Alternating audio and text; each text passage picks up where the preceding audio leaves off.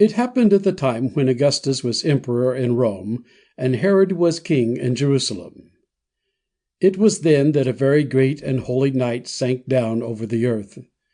It was the darkest night that any one had ever seen.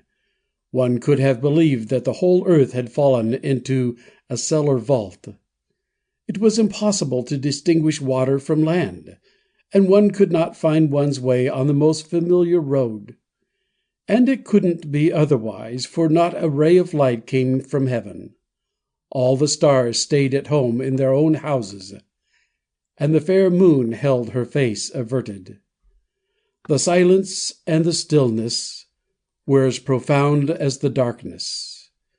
The rivers stood still in their courses. The wind did not stir, and even the aspen leaves had ceased to quiver. Had anyone walked along the seashore, he would have found the waves no longer dashed upon the sands. And had one wandered in the desert, the sand would not have crunched under one's feet. Everything was as motionless as if turned to stone, so as not to disturb the holy night. The grass was afraid to grow, the dew could not fall, and the flowers dared not exhale their perfume. On this night the wild beasts did not seek their prey, the serpents did not sting, and the dogs did not bark. And what was even more glorious, inanimate things would have been unwilling to disturb the night's sanctity by lending themselves to an evil deed. No false key could have picked a lock, and no knife could possibly have drawn a drop of blood. In Rome during this very night a small company of people came from the emperor's palace at the Palatine and took the path across the Forum which led to the Capitol. During the day just ended, the senators had asked the emperor if he had any objections to their erecting a temple to him on Rome's sacred hill. But Augustus had not immediately given his consent. He did not know if it would be agreeable to the gods that he should own a temple next to theirs, and he had replied that first he wished to ascertain their will in the matter by offering a nocturnal sacrifice to his genius. It was he who, accompanied by a few trusted friends, was on his way to perform this sacrifice. Augustus let them carry him in his litter, for he was old, and it was an effort for him to climb the long stairs leading to the Capitol. He himself held the cage with the doves for the sacrifice. No priests or soldiers or senators accompanied him, only his nearest friends. Torch-bearers walked in front of him in order to light the way in the night darkness, and behind him followed the slaves who carried the tripod, the knives, the charcoal, the sacred fire, and all the other things needed for the sacrifice. On the way the emperor chatted gaily with his faithful followers, and therefore none of them noticed the infinite silence and stillness of the night. Only when they had reached the highest point of the Capitol hill, and the vacant spot upon which they contemplated erecting the temple, did it dawn upon them that something unusual was taking place. It could not be a night like all others, for up on the very edge of the cliff they saw the most remarkable being. At first they thought it was an old distorted olive trunk. Later they imagined that an ancient stone figure from the temple of Jupiter had wandered out on the cliff. Finally it was apparent to them that it could be only the old Sybil. Anything so aged, so weather-beaten, and so giant-like in stature they had never seen. This old woman was awe-inspiring. If the emperor had not been present, they would have all fled to their homes. "It is she," they whispered to each other, "who has lived as many years as there are sand grains on her native shores. Why has she come out from her cave just tonight? What does she foretell for the emperor and the empire, she who writes her prophecies on the leaves of the trees, and knows that the wind will carry the words of the oracle to the person for whom they are intended?" They were so terrified that they would have dropped on their knees with their foreheads pressed against the earth had the Sybil stirred. But she sat as still as though she were lifeless, crouching upon the outermost edge of the cliff, and shading her eyes with her hand, she peered out into the night. She sat there as if she had gone up on the hill that she might see more clearly something that was happening far away. She could see things on a night like this. At that moment the emperor and all his retinue marked how profound the darkness was. None of them could see a hand's breadth in front of him. And what stillness! What silence! Not even the timber's hollow murmur could they hear. The air seemed to suffocate them. Cold sweat broke out on their foreheads, and their hands were numb and powerless. They feared that some dreadful disaster was impending. But no one cared to show that he was afraid, and everyone told the emperor that it was a good omen. All nature held its breath to greet a new god. They counseled Augustus to hurry with the sacrifice, and said that the old Sybil had evidently come out of her cave to greet his genius. But the truth was that the old Sybil was so absorbed in a vision that she did not even know that Augustus had come up to the capital. She was transported in spirit to a far distant land, where she imagined that she was wandering over a great plain. In the darkness she stubbed her foot continually against something which she believed to be grass tufts. She stooped down and felt with her hands. No, it was not grass, but sheep. She was walking between great sleeping flocks of sheep. Then she noticed the shepherd's fire. It burned in the middle of the field, and she groped her way to it. The shepherds lay asleep by the fire, and beside them were the long spiked staves with which they defended their flocks from wild beasts. But the little animals, with the glittering eyes and the bushy tails, that stole up to the fire, were they not jackals? And yet the shepherds did not fling their staves at them. The dogs continued to sleep, the sheep did not flee, and the wild animals lay down to rest beside the human beings. This Sybil saw, but she knew nothing of what was being enacted on the hill back of her. She did not know that there they were raising an altar, lighting charcoal and strewing incense, and that the emperor took one of the doves from the cage to sacrifice it. But his hands were so benumbed that he could not hold the bird. With one stroke of the wing it freed itself and disappeared in the night darkness.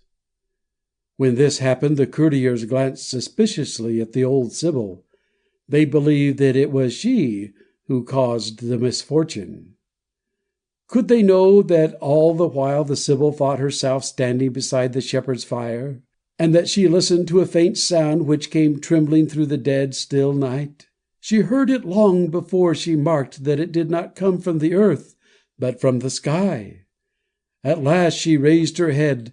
Then she saw light, shimmering forms glide forward in the darkness. They were little flocks of angels, who, singing joyously and apparently searching, flew back and forth above the wide plain. While the Sybil was listening to the angel song, the emperor was making preparations for a new sacrifice. He washed his hands, cleansed the altar, and took up the other dove. And although he exerted his full strength to hold it fast, the dove's slippery body slid from his hand, and the bird swung itself up into the impenetrable night. The emperor was appalled. He fell upon his knees and prayed to his genius. He implored him for strength to avert the disasters which this night seemed to foreshadow. Nor did the Sybil hear any of this either. She was listening with her whole soul to the angel song, which grew louder and louder. At last it became so powerful that it wakened the shepherds.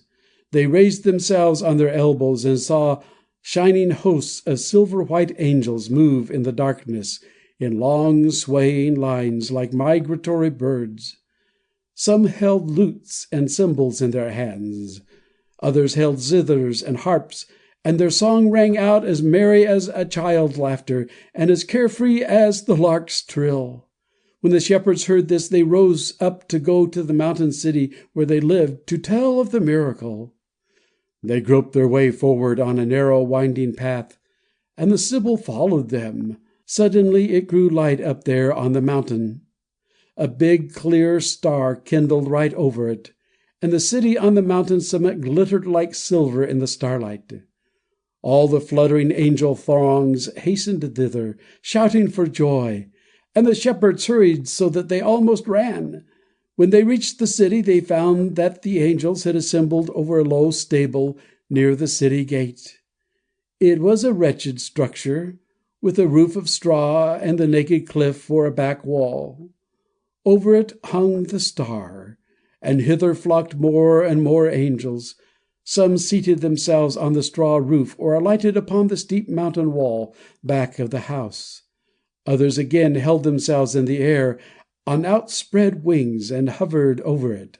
High, high up, the air was illuminated by the shining wings. The instant the star kindled over the mountain city, all nature awoke, and the men who stood upon Capitol Hill could not help seeing it. They felt fresh but caressing winds which traveled through space. Delicious perfumes streamed up about them. Trees swayed. The Tiber began to murmur. The stars twinkled, and suddenly the moon stood out in the sky and lit up the world, and out of the clouds the two doves came circling down and lighted upon the emperor's shoulders. When this miracle happened, Augustus rose, proud and happy, but his friends and his slaves fell on their knees. "Hail, Caesar!" they cried.